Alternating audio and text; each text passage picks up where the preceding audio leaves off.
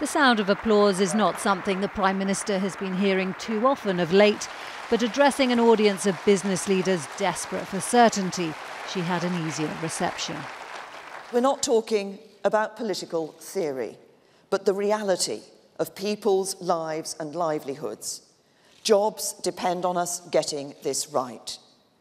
And what we have agreed unashamedly puts our future economic success and the livelihoods of working families up and down this country first.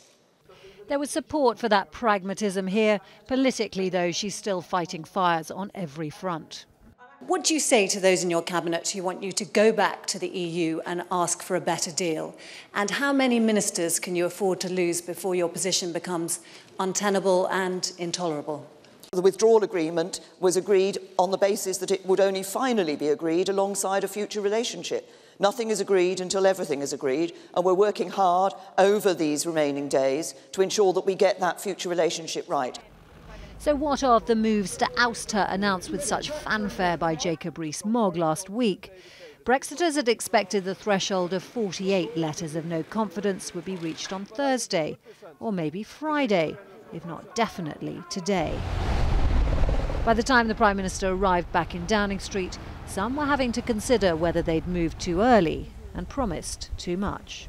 The ERG and those of you involved in this move against her are going to look pretty silly if, having announced with great fanfare that the troops are being marched up to the top of the hill, you just fail to make it. Well, I think we will make it. I mean, the truth of the matter is that, the question of timing, if you like, is secondary to the fact that almost certainly at some point there will be a challenge. I hope it will be as soon as possible so we can clear the air and get on with, all the other stuff, which is really important.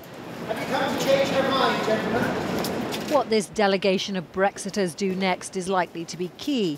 They trooped into Downing Street to appeal to her directly to change course.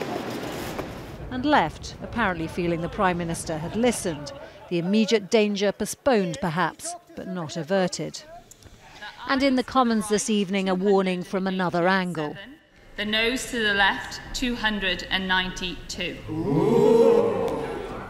That was the reaction to a vote on the finance bill the government almost lost after the DUP withdrew its support. Division, clear the lobby.